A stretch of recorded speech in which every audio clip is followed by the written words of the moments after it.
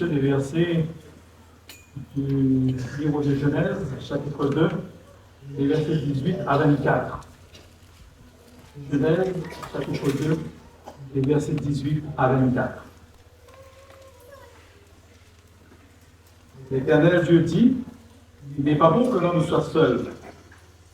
Je lui ferai une aide semblable à lui.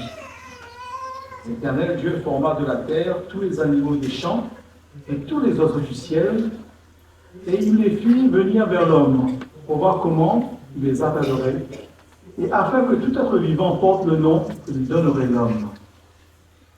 Et l'homme donna des noms à tout le bétail, aux oiseaux du ciel, et à tous les animaux des champs. Mais pour l'homme, il ne trouva point d'aide semblable à lui. Alors l'Éternel fit tomber un profond sommeil sur l'homme qui s'endormit. Une de ses côtes et referma la chair à sa place. L'Éternel Dieu forma une femme de la côte qu'il avait prise de l'homme et il l'amena vers l'homme. Et l'homme dit, voici cette fois celui qui est os de mes os et chair de ma chair. On l'appellera femme parce qu'elle a été prise de l'homme. C'est pourquoi l'homme quittera son père et sa mère, s'attachera à sa femme, ils deviendront une seule chair. Que le Seigneur bénisse l'influence de sa parole dans nos cœurs et que nous puissions être à son écoute ce matin. Amen.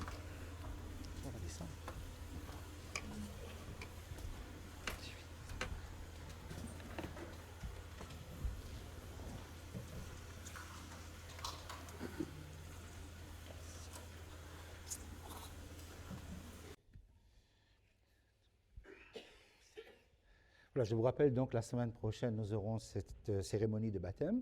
Et invitez donc vos amis, vos proches, tous les bien-aimés qui sont autour de vous, afin qu'ils puissent être témoins de ce moment essentiel et comprendre à la fois l'acte de baptême, mais l'importance d'une alliance avec le Seigneur.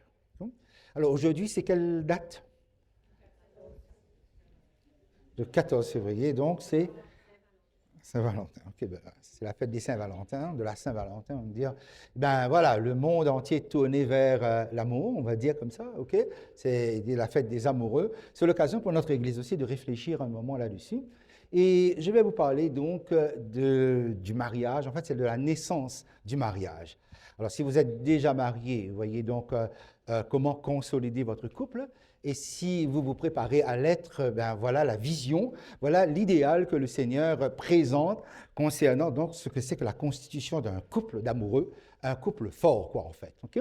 Mais là, pour cela, il faudra aller à l'origine, à la source même du texte et essayer de pénétrer en profondeur un moment ce que Dieu nous dit dans ce texte de la Genèse, chapitre 1er, et à partir de là, donc, de pouvoir déployer la vision de Dieu sur l'union sacrée, parce que c'est une union sacrée.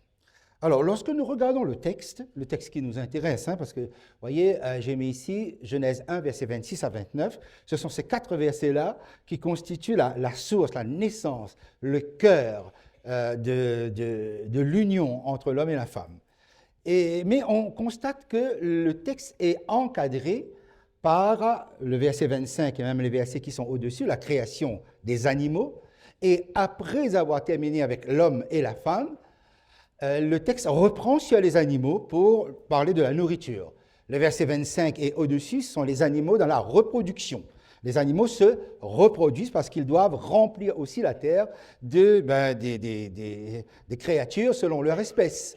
Mais après, nous avons les animaux, mais cette fois-ci pour parler de la nourriture.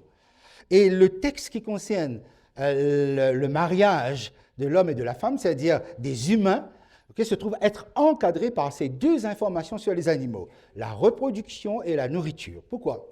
Parce que les animaux vivent sur l'instinct de reproduction et sur l'instinct de la nourriture.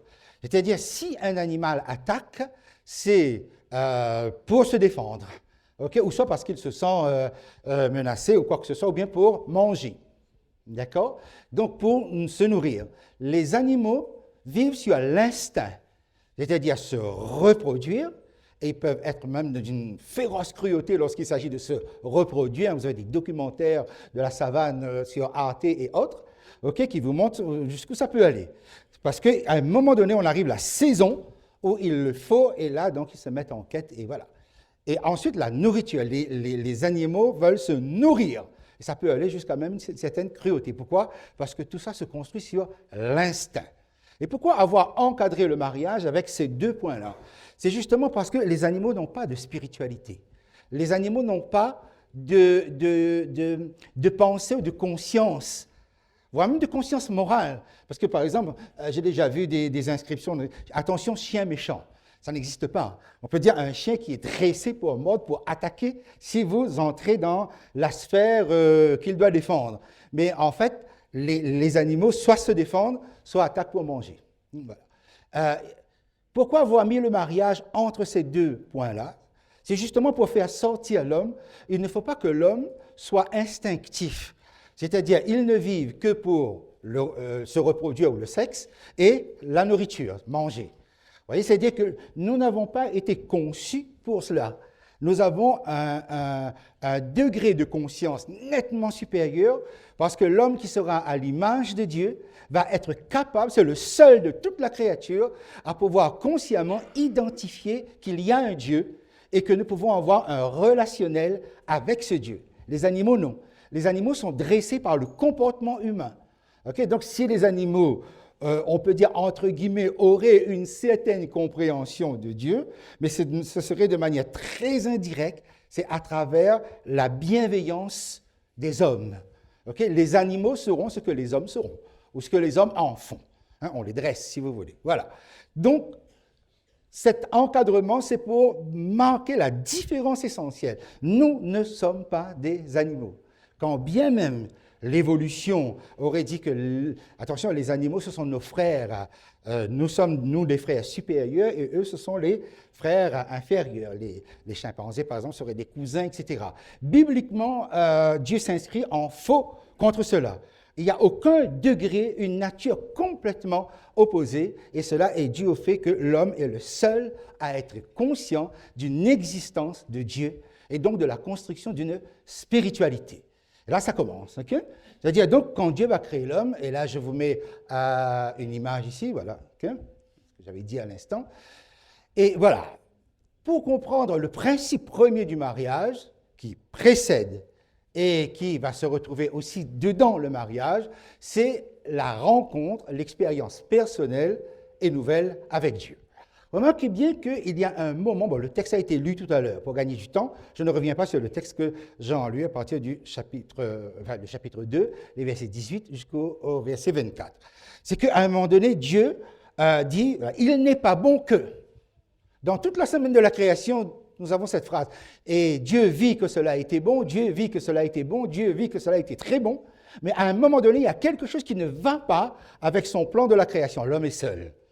Vous voyez déjà tout de suite donc, le principe du mariage, c'est la rupture avec la solitude. Il n'est pas bon que l'homme soit seul, je lui ferai une aide qui soit semblable à lui. Et le mot aide, ce n'est pas le mot aide ménagère, évidemment. Le mot aide, c'est le mot ézer, qui signifie le secours. Je lève mes yeux vers les montagnes. D'où me viendra le secours? Le secours me vient de l'Éternel qui a fait les cieux et la terre, psaume 121. Vous voyez que normalement, le secours que la femme représente, c'est le même mot secours que Dieu représente pour nous.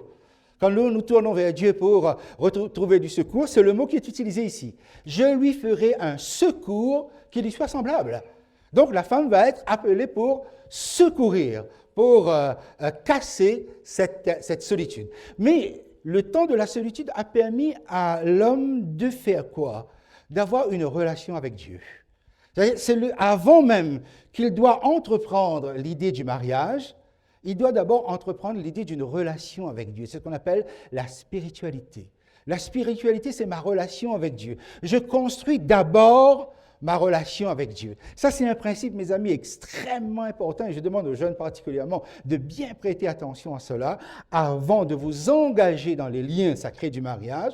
Ok? Veillez à ce que vous ayez des liens engagés avec Dieu, des liens qui soient solides. Veillez aussi à ce que votre partenaire ait les mêmes liens solides, le même amour. D'accord? C'est pareil pour la femme, hein? Parce que, bon, voilà, Dieu dit, voilà, il n'est pas bon que l'homme soit seul, et voilà, effectivement.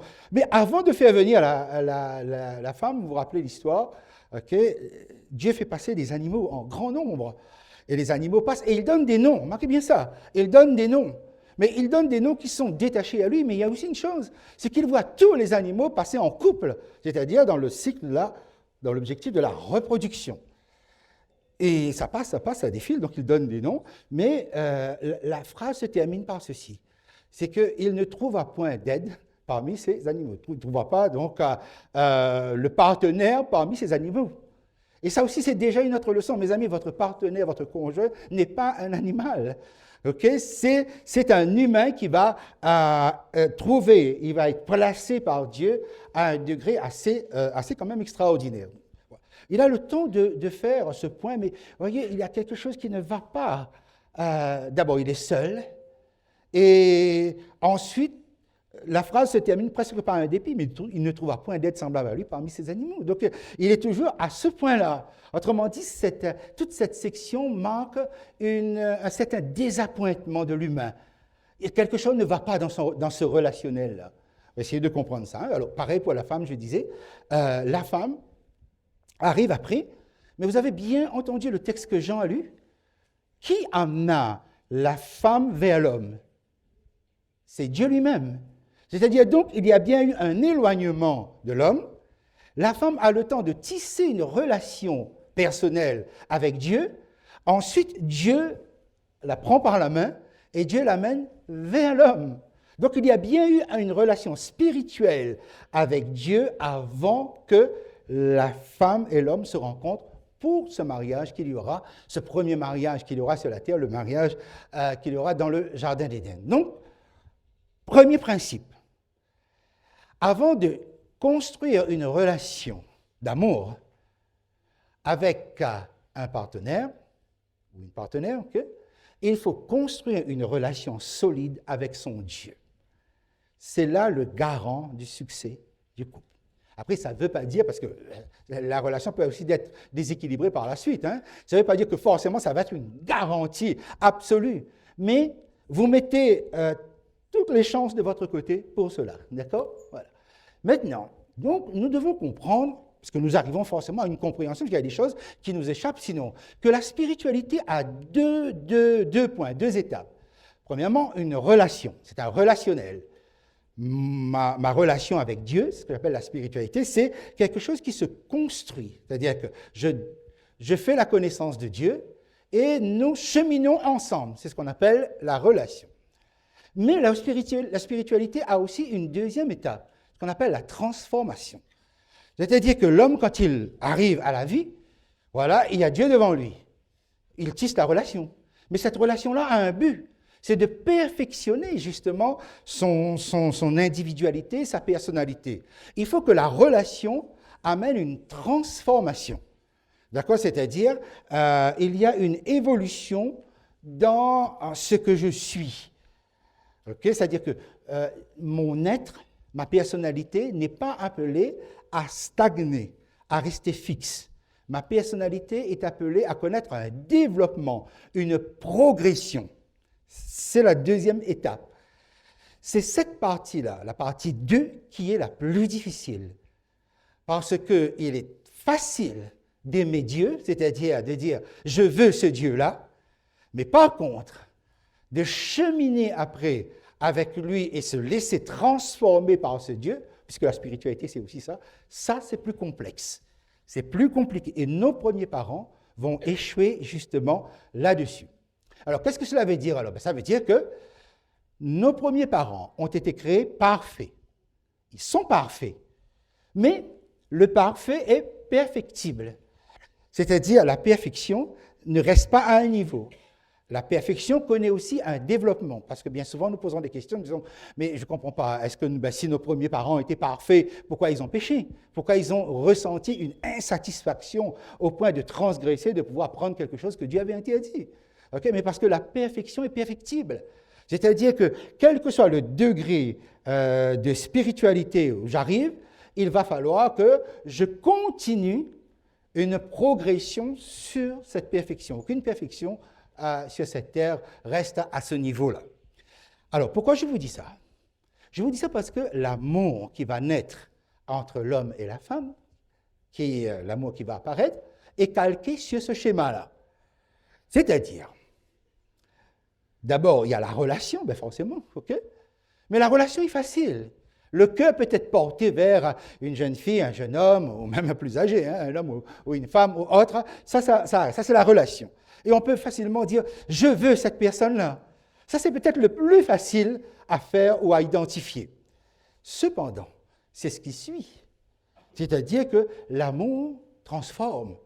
L'amour amène une modification, comme la spiritualité. Je vais vous donner un exemple pour que vous compreniez cela. Vous voyez, Saul de Tarse, qui va devenir l'apôtre Paul, entend Étienne tenir un discours sur l'historique d'Israël, mais alors un discours impeccable. Il adhère à ça, parce que c'est dans la parole de Dieu.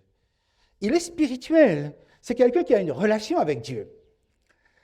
Mais il ne se laisse pas transformer par ces paroles, par ce discours qui aboutit sur Jésus. Et quand on ne se laisse pas transformer, vous savez qu'est-ce qui se passe? On devient pire que ce qu'on est. C'est-à-dire, il va faire lapider Étienne. Il va donner son suffrage pour faire lapider Étienne. Autrement dit, écoutez mes amis, quand vous marchez avec Dieu, quel que soit le degré d'amour que vous pouvez avoir pour Dieu, si vous ne changez pas, si cet amour de Dieu ne vous change pas, vous pouvez devenir pire que ce que vous étiez auparavant. Parce qu'il faut automatiquement que l'autre aspect de la spiritualité entre en jeu. Je vais vous montrer, enfin donner un exemple qui montre à quel point ça peut être dissocié. Le roi David. Est-ce que le roi David est spirituel? Est-ce que le roi David est très spirituel? Non, dites oui ou non. Hein? Oui, ah ben voilà, je veux dire oui. Est-ce que la hauteur de sa spiritualité dépasse le plafond de cette église-là? Oui, bien sûr, okay? Parce que c'est exact. Okay? C'est un homme qui est très spirituel. Vous avez vu? Sa moralité peut atteindre une bassesse des plus extraordinaires. Donc, ça veut dire qu'on peut être très spirituel et aimer Dieu, mais ça ne veut pas dire qu'on est transformé par cet aspect relationnel avec Dieu. C'est-à-dire, donc, vous avez des personnes qui aiment Dieu, qui aiment l'Église, qui aiment la Bible, etc., mais qui sont pires que tout. Pourquoi? Parce qu'ils ne sont pas transformés. Or, il faut que les deux marchent ensemble.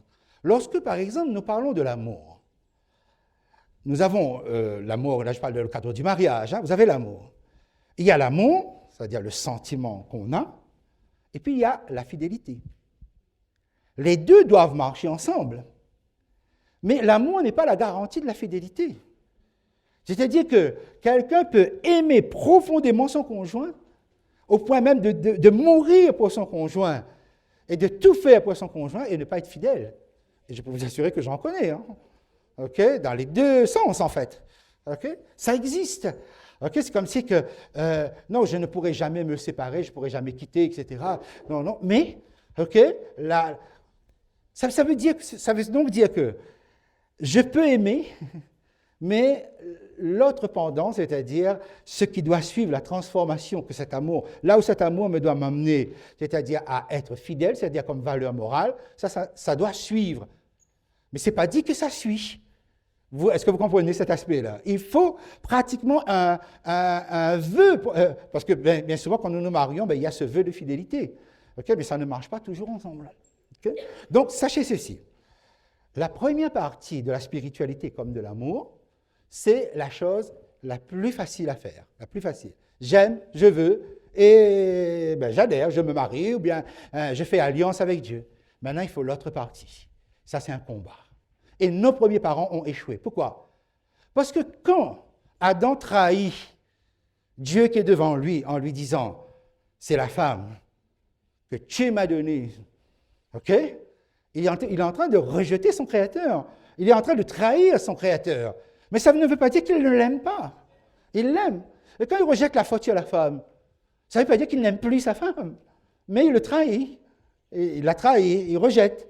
Vous voyez le fait? C'est pour ça que, bien souvent, les mariages échouent, non pas par manque d'amour, mais par manque de cette transformation. C'est-à-dire qu'on n'est pas arrivé au résultat qu'on aurait dû arriver, qu'on aurait dû atteindre, que l'amour aurait dû nous faire atteindre. C'est-à-dire ça se dissocie. J'aime et ça s'arrête là. Ça ne va pas dans... Alors c'est tout ça, toute cette intro-là pour nous faire entrer là-dedans. Alors, mes amis, donc il y a la transformation. Mais la transformation, c'est la transformation. Là, j'ai mis une image un peu caricaturale, ok? Parce que le mariage, c'est ça en fait, ok? C'est-à-dire que là, vous vous mariez avec quelqu'un qui ne se sent pas forcément bien dans sa peau, qui ne se sent pas forcément bien, pas joli, pas ceci, cela, mais vous êtes le miroir. Le partenaire est le miroir. Et le miroir renvoie quelle image? Mais tu es toute belle, ma chérie. Enfin, c'est ma chérie parce que c'est à cause de ça. Ou tu es tout beau, mon chéri. Okay, d'accord. C'est-à-dire que notre attitude renvoie une image de valeur là où que l'autre n'a pas atteint. Et bien souvent, on ne veut pas franchir cette étape-là. Et le mariage est un miroir. Et le divorce, c'est le fait qu'on ait brisé ce miroir-là, en fait. C'est-à-dire que ce n'est plus possible parce que l'image que l'autre me renvoie est une image qui ne me convient pas. D'accord? Alors, est-il possible donc que le mariage, ce n'est pas pour être heureux? C'est-à-dire, on ne se marie pas pour être heureux. On se marie pour rendre heureux. Okay? C'est l'objectif qu'il faut absolument se fixer. Que chacun s'occupe du bonheur de l'autre, en fait. Et si je reviens un moment dans le Jardin d'Éden, il y a quelque chose. Regardez bien l'homme. Le schéma que j'ai supérieur, la ligne supérieure, la flèche supérieure. Il a une relation avec Dieu. Est-ce que il découvre l'amour pour le supérieur, Dieu étant l'être supérieur par excellence. Est-ce qu'il a appris à aimer quelqu'un qui lui est supérieur? Oui, la spiritualité. Les animaux sont là. Il aime les animaux qui sont inférieurs, qui lui sont inférieurs. Donc il apprend à développer un amour différent, c'est l'amour pour les animaux. Mais qu'est-ce qui manque dans le plan de Dieu? Il manque le relationnel ou la communication, parce qu'il communique avec l'être supérieur, le Créateur, il communique avec les êtres inférieurs, les animaux, mais il lui manque l'égal. Et c'est le verset 18 qui a été lu tout à l'heure et que j'ai rappelé. Il n'est pas bon que l'homme soit seul, je lui ferai un être qui lui soit en face de lui, en fait, qui lui soit son égal. Il lui manque donc cette communication qui se situe ici. C'est-à-dire qu'il peut communiquer en haut et en bas, mais il lui manque la personne différente de lui, mais qui est en même temps semblable à lui. Comme dans le ciel, Dieu communique justement avec son semblable à lui, mais différent de lui. Père, Fils et Saint-Esprit. Il lui manque cette communication à échelle égale. C'est-à-dire, il peut parler à Dieu avec le langage de la hauteur, il peut parler aux animaux, en tout cas communiquer, d'une certaine façon, mais il lui manque celle qui pourra précisément lui renvoyer l'échange de paroles qui permettent à un humain de pouvoir se construire. C'est pour ça que pour l'homme, il était en train véritablement de vivre une catastrophe. Là. Alors, mes amis, dans le jardin d'Éden, Dieu va accorder 2 dons à l'homme. Et ces 2 dons-là vont se présenter sous forme de repos. À la fin de la semaine de la création, qu'est-ce que Dieu donne à l'homme? Le sabbat, qui va devenir une institution sacrée. Le sabbat est un repos. Fin de la semaine, 7e jour, et c'est pour que l'homme se repose à son Dieu. Mais Dieu va donner à l'homme un 2e repos. Vous le saviez, ça? OK? Alors, on va prendre le texte dans Ruth chapitre 3. Prenez avec moi Ruth chapitre 3. Et le verset 1er. Ruth chapitre 3 et le verset 1er.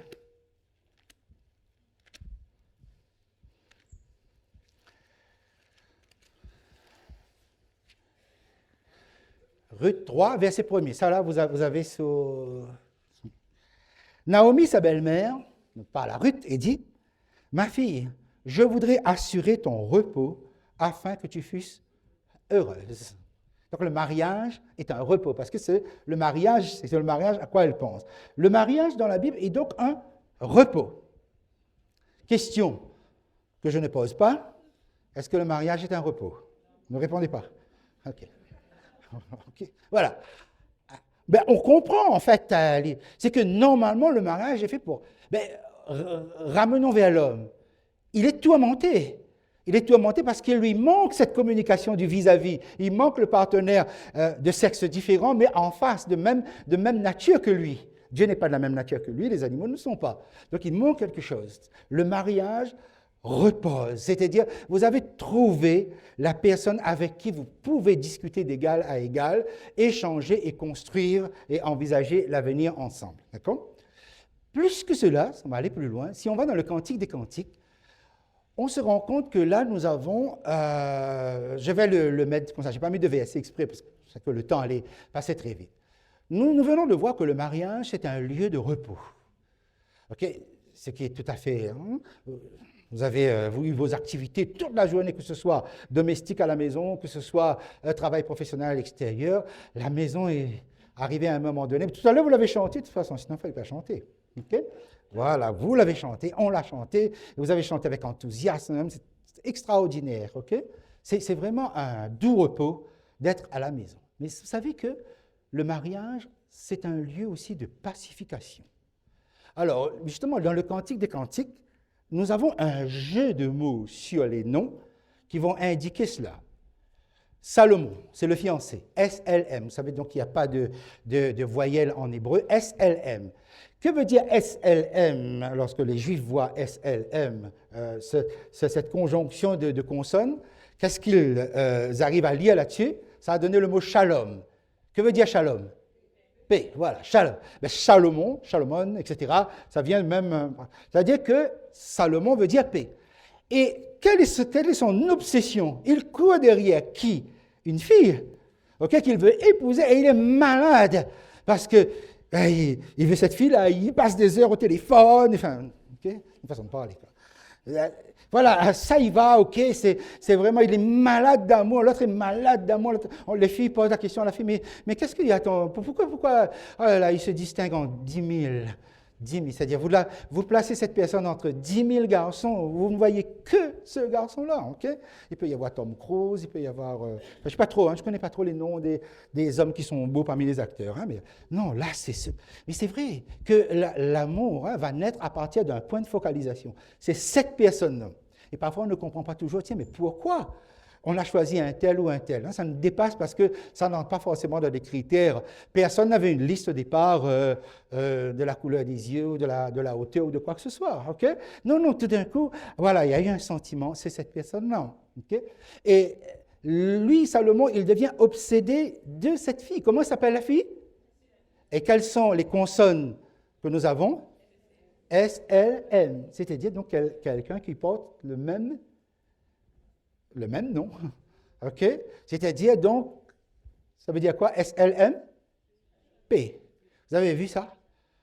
C'est que, en fait, c'est comme si, quelque part, le choix du partenaire porte sur la personne que nous pensons qui va nous apaiser. C'est-à-dire qui va créer l'atmosphère de pacification. Pourquoi? Parce que, mes amis, essayons de réfléchir d'où on vient, avec quelle expérience du passé, quel traumatisme nous portons derrière nous. Okay? Et nous finissons par investir effectivement des attentes. Okay? C'est que la personne avec qui on se marie, c'est la personne qui va nous pacifier. C'est-à-dire qui va nous apporter la paix, qui va... voilà. Mais c'est une réalité biblique. C'est que l'atmosphère ou la constitution du couple doit servir à ça. C'est-à-dire que la personne que vous avez épousée est une personne qui a besoin d'être pacifiée. Okay? Des personnes qui a aussi une projection de tourment vers l'avenir. Okay? Et votre présence, votre soutien, votre sourire, votre amour, tout cela rassure. Et les femmes le savent, de toute façon, quelquefois, on n'a pas tellement besoin que l'homme parle, il suffit qu'il soit présent. Et on est rassuré. On n'a pas besoin de grands élans d'amour, il suffit simplement parfois de prendre dans les bras, et on est rassuré. Donc on a plus besoin de bras que d'autre chose. C'est-à-dire, vous voyez, c'est ça, c'est que réfléchissons pour voir si nos foyers ne deviennent pas des lieux, il ne faut pas d'ailleurs, deviennent des lieux d'insécurité. OK? Est-ce que ça arrive? Pas chez nous. Okay, vous voyez, c'est que normalement, ça ne devrait pas. Okay, vous voyez, le mariage chrétien, vu dans l'idéal du Seigneur, c'est justement là où on se sent en paix, là où on se sent bien, en fait. Ça va? Vous voyez comment les choses se présentent. Hein? Donc, pas seulement le repos, mais pacification. Hein? On trouve son équilibre, quoi. Alors donc, il faut que je regarde vite fait ce texte-là avec vous maintenant. Okay?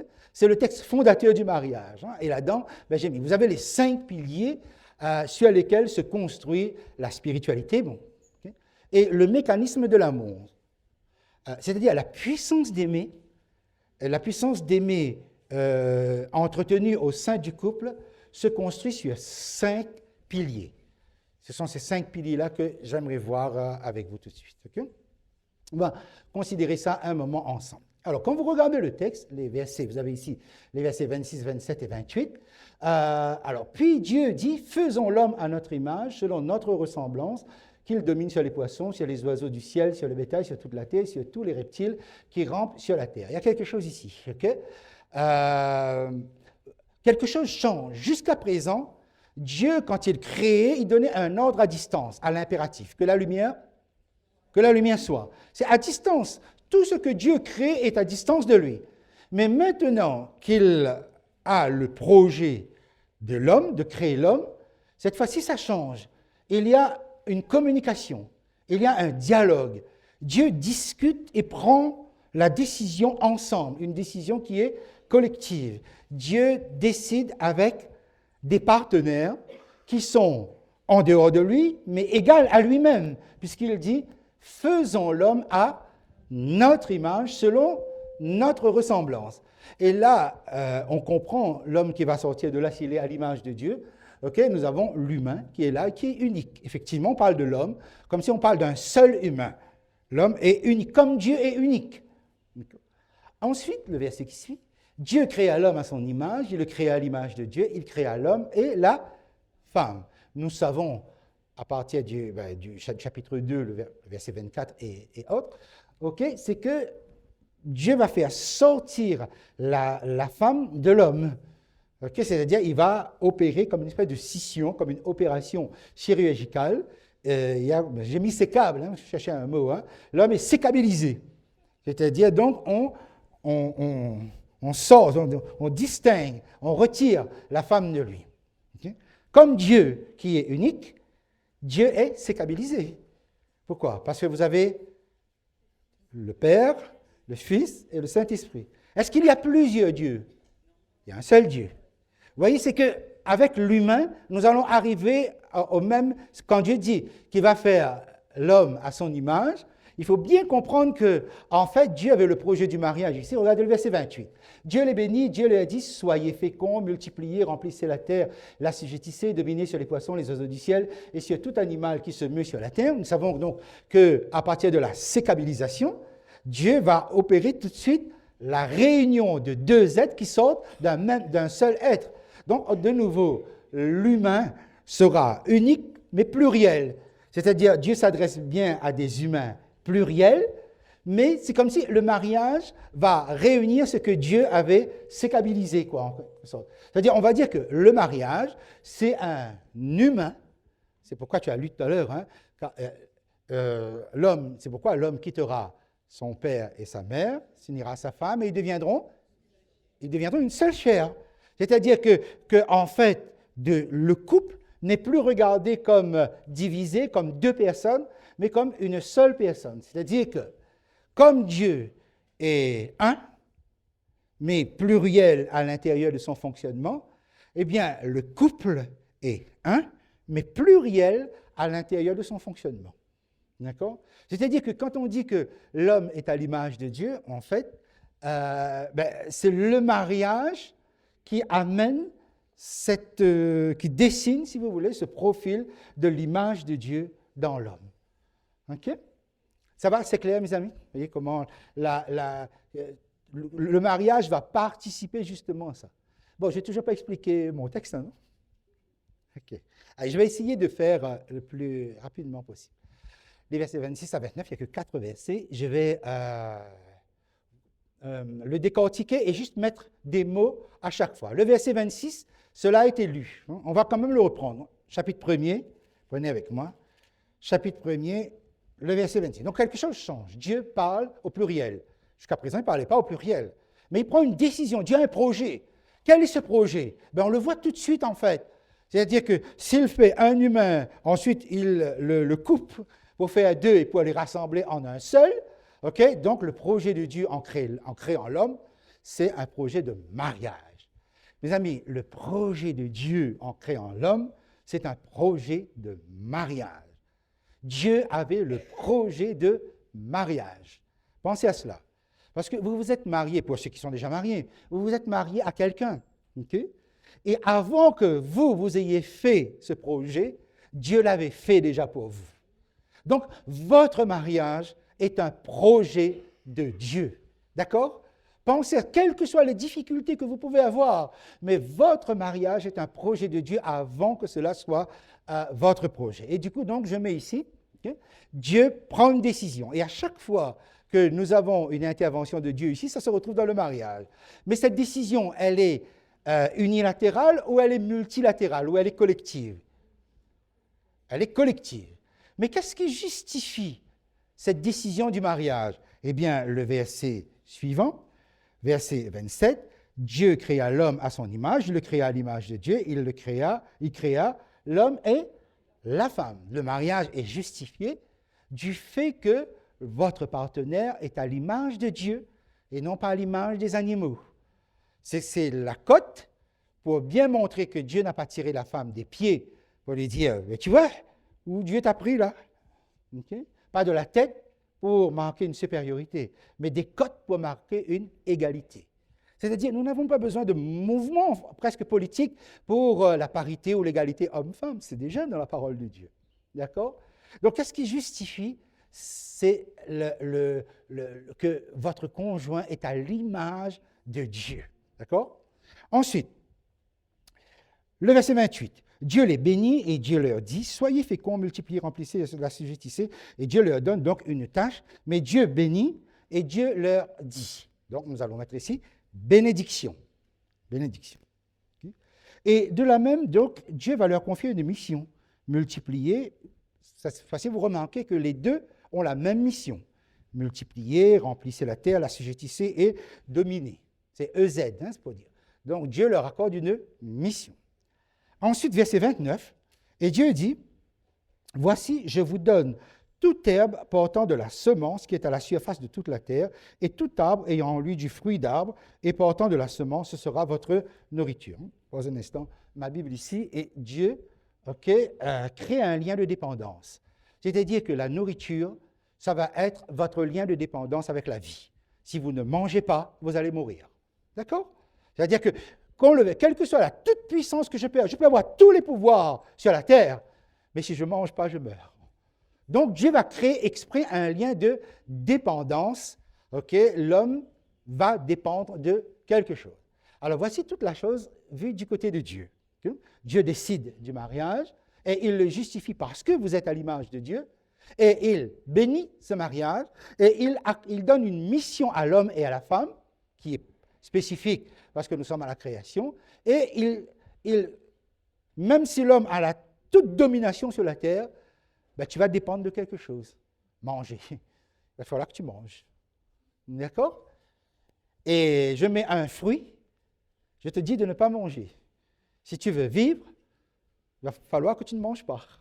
D'accord? C'est comme ça. Donc, on voit à quel point la nourriture est un lien de dépendance avec Dieu. Maintenant, regardons du côté de l'homme quand il doit appliquer ça. Okay? L'homme doit apprendre à décider, mais il est marié. Et comment il décide? Est-ce qu'il doit décider seul comme s'il était un célibataire? S'il fait ça, vous pouvez être sûr, c'est la mort du couple. D'accord? La justification. Pourquoi Dieu crée le mariage? Il crée le mariage parce que l'homme et la femme sont à l'image de Dieu. Et cela nous oblige à avoir un regard, une considération. Okay? Quelle est la valeur de votre conjoint? Sa valeur va augmenter et vous arriverez à tenir ce miroir pour qu'elle se voie magnifique dans votre miroir, si vous la regardez avec la valeur que Dieu lui donne. Et quelle est la valeur que Dieu lui donne? À l'image de Dieu. Vous avez épousé quelqu'un qui est à l'image de Dieu.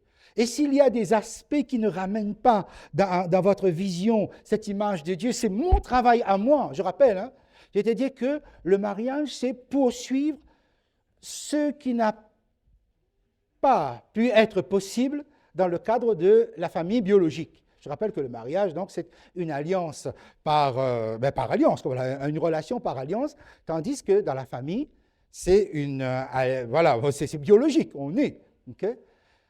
Et je le rappelle ici, mes amis, le conjoint, c'est la seule personne que vous choisissez dans le cadre familial. La seule personne. Pourquoi?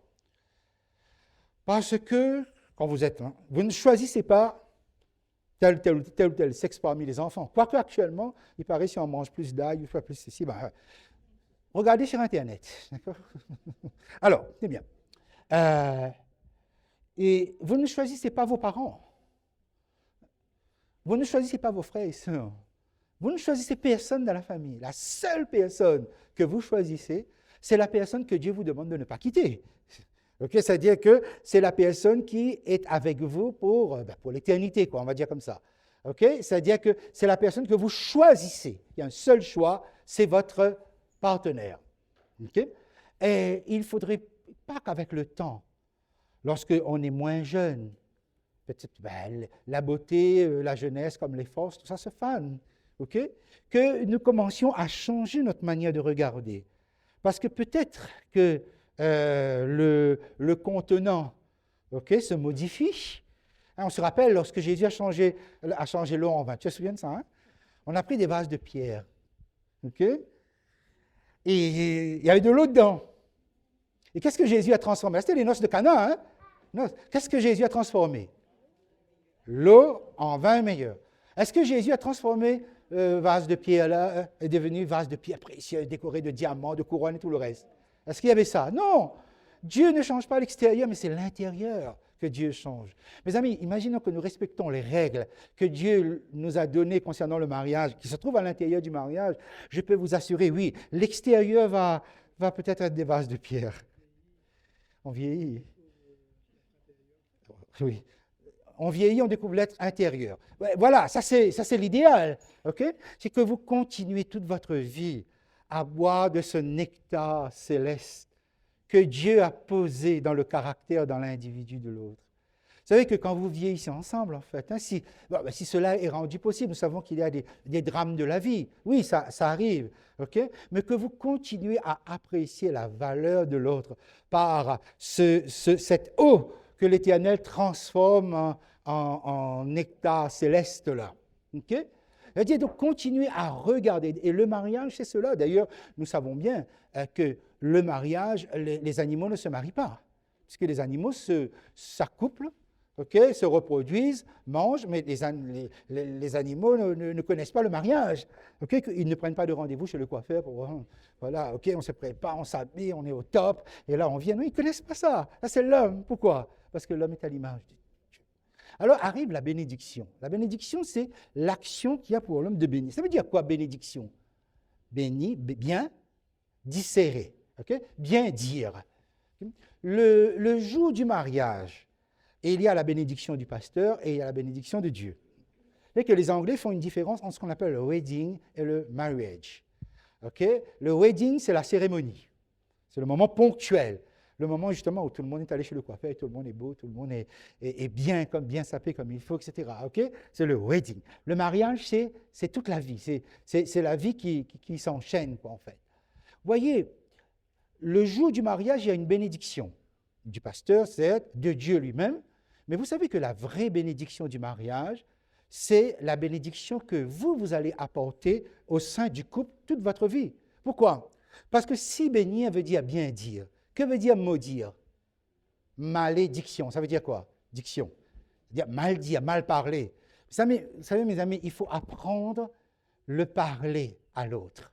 Comment on parle? Pas seulement ce qu'on dit, mais la façon dont on le dit. Parce que notre vie peut devenir, notre couple peut devenir une malédiction parce qu'on parle mal. Mais notre vie peut devenir aussi une bénédiction parce qu'on sait parler. On sait non seulement ce qu'il faut dire, mais au moment où il faut le dire. Alors du coup, vous voyez, la bénédiction du mariage, c'est nous qui amenons cette bénédiction-là. Dieu le donne au début, à l'initial. Maintenant, c'est à nous de continuer à faire que ce mariage reste une bénédiction. Ensuite, Dieu, mes amis, nous donne une mission, à tous les deux. C'est l'action. Mais à tous les deux, il donne une mission, mais vous avez vu, c'est que dans cette mission-là, les deux font la même chose. Et la question qu'on pourrait, et qu'il nous faut chacun de nous poser, à quoi sert votre couple? Quelle est la contribution que vous apportez dans ce monde? Vous savez que pour le premier homme et la première femme, ils devaient remplir, okay? Ils devaient multiplier, et faire multiplier la race humaine. Okay? C'était leur rôle. Mais chaque couple qui se forme devant Dieu a une mission sur cette terre. Il faut trouver quelle est la mission que vous devez accomplir ensemble. Comment vous allez embellir l'humanité, comment vous allez améliorer votre environnement, qu'est-ce que vous allez apporter. Et tout d'un coup, on se rend compte que le couple n'existe pas que pour le couple, mais le couple existe aussi pour apporter quelque chose dans cette société, pour améliorer le sort de l'humanité. Je veux dire les choses comme cela. Okay? Quelle est cette action, quelle est cette mission que Dieu vous a confiée? L'avez-vous trouvée? Sur cette terre, vous existez pour quelque chose.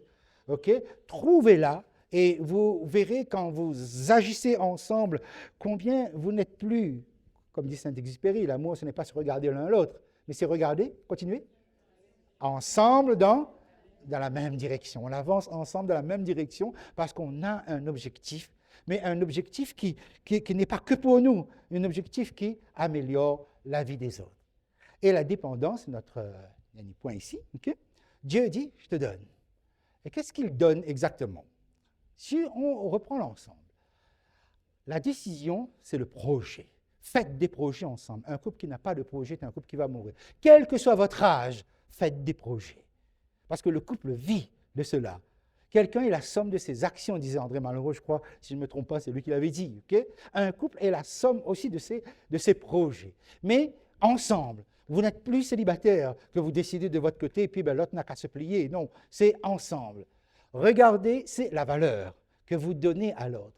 Et plus vous lui donnez de la valeur, et plus le niveau d'échange augmente dans la communication, mais aussi dans cette complicité-là, même à distance. Bénir, ce sont les paroles. Ok, comment on parle, comment les choses s'actionnent. Déjà, est-ce qu'on parle? Vous savez que nous sommes dans une société réunionnaise où les hommes ne parlent pas beaucoup. Sauf ceux qui parlent beaucoup, bien sûr.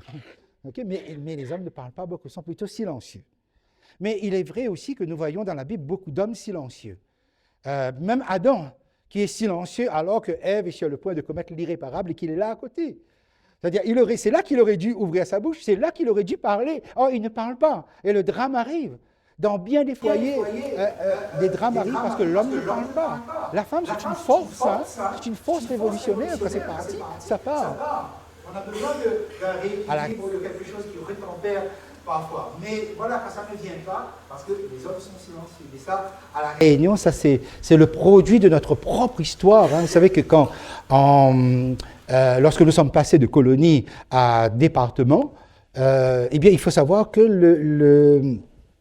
les femmes à La Réunion ont pris le relais, les devants, etc. Et pendant de longues années, cela a été ainsi, tandis que les hommes ont nettement reculé. Okay? Le taux d'alcoolisme aussi avait beaucoup augmenté dû à ça. Okay? Les hommes se sont mis en retrait. Et les femmes ont pris, et c'est ce qui explique aussi, même dans le monde religieux, les femmes ont pris le devant. Okay? La Vierge Marie, le service pour le noir, Péchai, etc., la déesse Carly, tout ça ce sont des... Oui. Effectivement, tout ça c'est très féminisé, parce que la société était féminisée en fait. Vous voyez, ça a fait reculer les hommes. Donc, écoutez bien, la parole, non seulement la bonne parole, mais aussi le fait de le prononcer. L'action, c'est le mandat. Dieu donne au couple un mandat. Vous avez quelque chose à faire. Ne serait-ce que, tiens, pourquoi ma maison ne devrait pas être une église de maison, une cellule de maison où je pourrais accueillir les gens et parler de la parole aux voisins, etc. Voilà, il y a des tas de choses qu'on peut faire pour des gens qui ont besoin de cela. Et le dernier, et je termine là-dessus, c'est le donner. Qu'est-ce que Dieu a donné en fait? C'est la nourriture. Okay? Alors, pour aller très vite, on se nourrit des fruits, on se nourrit des céréales, on se nourrit riz, cari et tout le reste. Okay? Et ça, c'est la nourriture matérielle.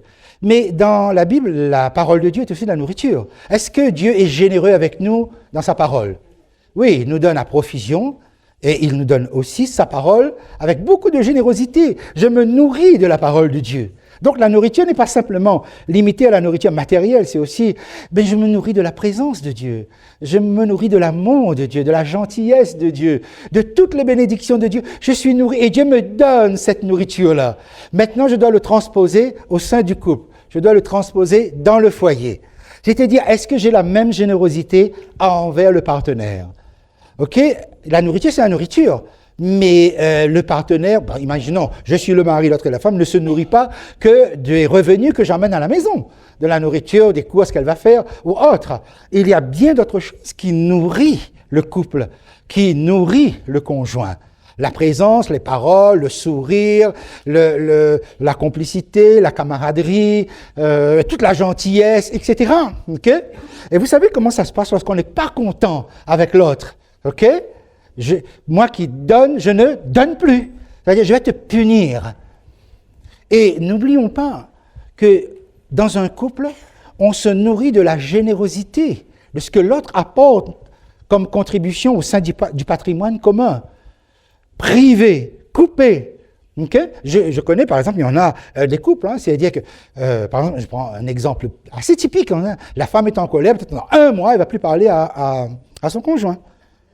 Oui, c'est déjà arrivé, 1 mois, 2 mois, 3 mois, oui. Bon, parfois, c'est 1 semaine. Quand c'est 1 heure, ça va. Okay?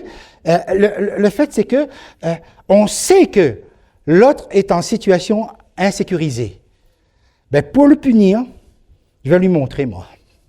Vous voyez? Je vais le priver de mon regard, de mon sourire, de ma présence. Peut-être même de la nourriture parce que j'ai fait plus à manger. Ok, je vais et l'autre va sentir ce sentiment d'insécurité là monter. Ok, c'est-à-dire qu'on coupe la générosité. Et ça n'aide pas le couple en fait. Parce que ce qui aide le couple, c'est vraiment un esprit de maturité où on est capable de dire à l'autre ce que tu as fait là, ça ne m'a pas plu, ça ne me plaît pas. Et j'aimerais que ça ne recommence pas.